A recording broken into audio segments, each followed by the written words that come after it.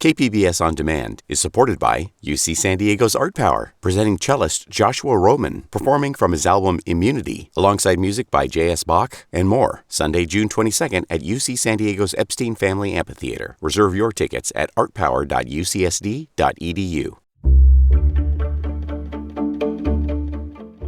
Good morning, I'm Debbie Cruz. It's Tuesday, May 21st. This weekend's pellet gun shootings are being investigated as possible hate crimes. More on that next. But first, let's do the headlines. Local businesses in need of financial assistance after January's storms have a few more days to get in-person help.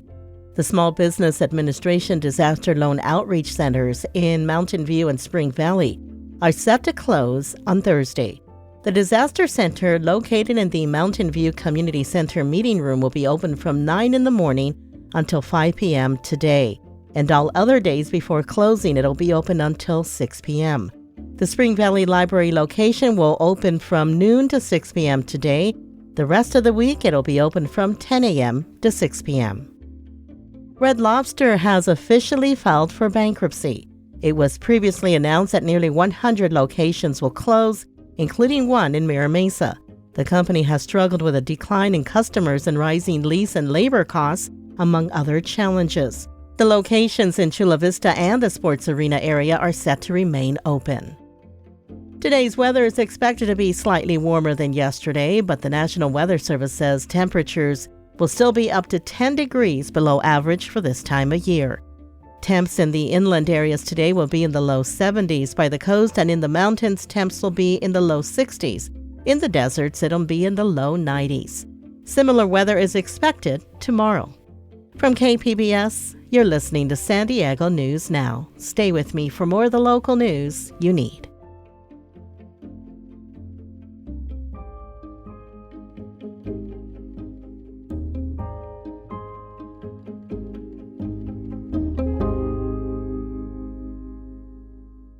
KPBS On Demand is supported by Splatero, helping homeowners pay off debt by offering streamlined access to your home's equity with no additional monthly payments or new debt. Splatero provides a lump sum payment in exchange for a share of your home's future value. Pre-qualification is available at splatero.com.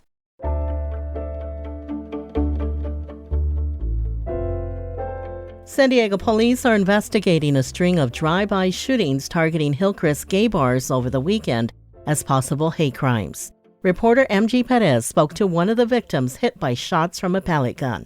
To me, it looked like an AK-47. Eddie Reynoso had just a split second to react when he was shot as he welcomed VIP guests to Rich's nightclub in the heart of Hillcrest Saturday, just before 1 a.m. He was shot in his right eye by a pellet gun, according to San Diego police, who say others on the sidewalk were also injured. Reynoso is also the publisher of the LGBTQ San Diego County newspaper and executive director of the Equality Business Alliance, which serves the community as a chamber of commerce. I spoke with Chief David Nislett and incoming Chief Scott Wall. They both assured me that every available resource that the department has is, working on this case. Police say it appears the same suspects shot pellets at 3 other nearby gay bars, now being investigated as a possible hate crime. Reynoso is expected to make a full recovery. MG Perez, KPBS News.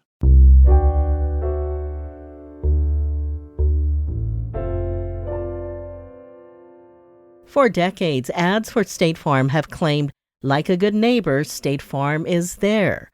But the company says it will not renew 72,000 policies across the state in the next few months. And one county supervisor says that makes State Farm a bad neighbor. North County reporter Tanya Thorne tells us what the supervisor is planning to do about it. The non-renewals affect homeowners and renters all over the county, from Rancho Santa Fe and Vista in the north to El Cajon and Ramona in the east. This as the state's insurance commissioner attempts to negotiate and stabilize the insurance marketplace. County Supervisor Tara Lawson-Raymer is trying to take some action. Our ability to locally affect change on this issue is limited. The state's insurance system is broken, and there is difficult work ahead. Lawson-Raymer will present a resolution during Tuesday's Board of Supervisor meeting to oppose the cancellation of insurance policies by large companies. While the resolution won't bring any immediate change, she said it symbolizes the support from San Diego County as the state tries to modernize the insurance system. Tanya Thorne, KPBS News. Advocates say Governor Gavin Newsom's proposed budget cuts threaten vital public health programs and the vulnerable communities they serve.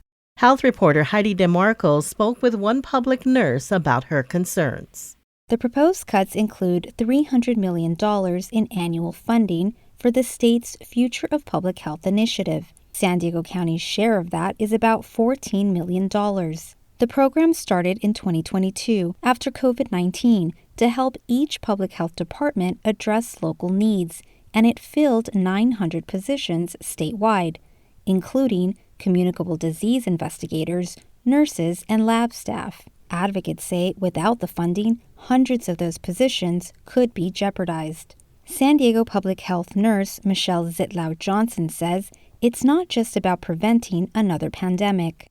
It's the everyday bacteria that we are battling to keep from becoming something that will really hurt our community. San Diego County officials are currently assessing the effects of the proposed cuts, but say it will impact delays in responding to communicable diseases, preventing zoonotic diseases, and performing beach water testing. The legislature has to approve the budget by June 15th.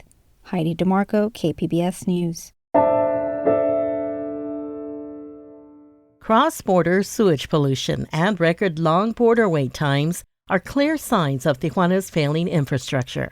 In the final installment of a three-part series, border reporter Gustavo Solis explains how Mexico's upcoming presidential election could impact these issues.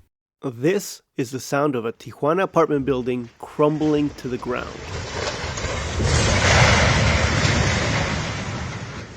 It is just one sign of the city's inadequate infrastructure. Other signs include outdated wastewater treatment plants, dumping raw sewage into the Pacific Ocean, or thousands of cars waiting up to 4 hours to cross the border into San Diego. All of this comes from decades of neglect and is causing serious environmental problems, from ocean contamination because of cross-border sewage to high asthma rates in communities near those long lines of cars waiting to cross the border. But things are changing, albeit slowly. In terms of investment and infrastructure, we are actually right now in the middle of big investments. That's Flavio Olivieri, director of the Center for Excellence in Competitiveness and Entrepreneurship at CETIS University in Tijuana. He's referring to high-profile projects like a new border crossing in Otay Mesa and much-needed repairs to the wastewater treatment plant south of Tijuana. How things change from here could depend on the outcome of Mexico's presidential contest. The two leading candidates in the June 2nd election are Claudia Sheinbaum and Xochitl Gálvez. Both say the environment and infrastructure are high priorities. However, they differ significantly in their approach to these problems. Saúl Sandoval is a professor at CETIS University in Tijuana. He says Sheinbaum's political connections to the current Baja California governor could bring more federal pesos to the region. They are both members of the popular Morena party, founded by current President Andrés Manuel López Obrador. I think that if Sheinbaum wins, and because of the fact that the Baja California's governor belongs to the same political party, I think communication will be better. On the other hand, Sheinbaum's political connections could also hurt her on environmental issues. López Obrador has made domestic oil production one of his major priorities, and it may be difficult for Sheinbaum to pivot towards clean energy. He believes that oil is a very important asset for the country that gives you, to some extent, that strengthens your sovereignty around the world, right? To some extent, he may be right. López Obrador's embrace of domestic oil production is an example of his belief in centralized power. The Morena party also supports putting the military in charge of major infrastructure projects and managing the border. Gálvez, meanwhile, is a believer in small government, and she's not restrained by López Obrador's policies. So she's more of an engineer and really has pushed for the use of technology. So in general terms, I think that would be something that could be beneficial in terms of operations. Olivieri is dubious of a more centralized approach. So the more centralized approach might, have a difficulty in empowering local administrations, where a more decentralized approach, more focused on grassroots and involvement of the community, might provide better solutions if funding, of course, is available. Regardless of who wins, experts say the border region will get more attention than it has under López Obrador. He has not prioritized the U.S.-Mexico relationship. Rafael Fernández de Castro is the director of the Center for U.S.-Mexico Studies at UC San Diego.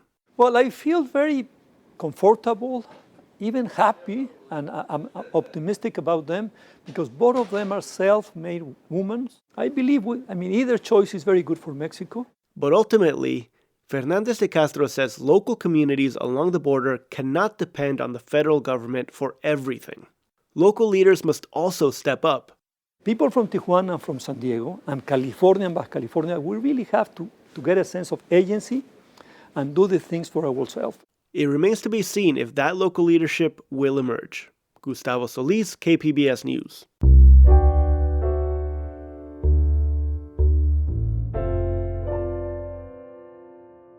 A new squadron of small unmanned Navy ships is up and running in Santiago Bay. Military reporter Andrew Dyer has this from Coronado. Due to the Navy's peculiar naming convention, Unmanned Surface Vessel Squadron 3 is actually only the service's second autonomous ship squadron. However, it's the first based in San Diego. Its establishment ceremony was Friday at Naval Base Coronado. Surface Force Commander Vice Admiral Brendan McLean said the boats show the adaptability of the Navy. Modern warfare requires faster innovation and adaptation. Our Navy needs to bring ideas to prototype, to experimentation, and to build solutions faster than ever.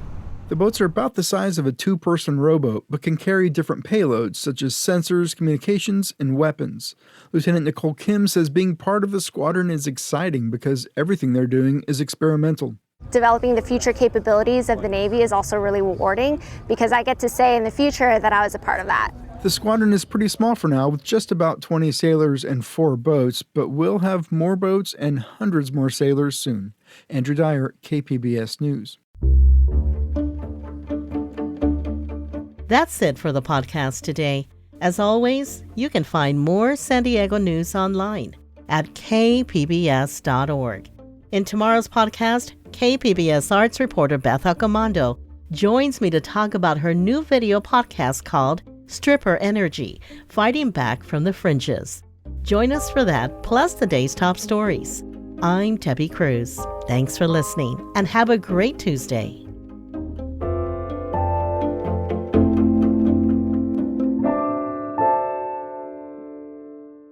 KPBS On Demand is supported by UC San Diego's Art Power, presenting cellist Joshua Roman, performing from his album Immunity, alongside music by J.S. Bach and more. Sunday, June 22nd at UC San Diego's Epstein Family Amphitheater. Reserve your tickets at artpower.ucsd.edu.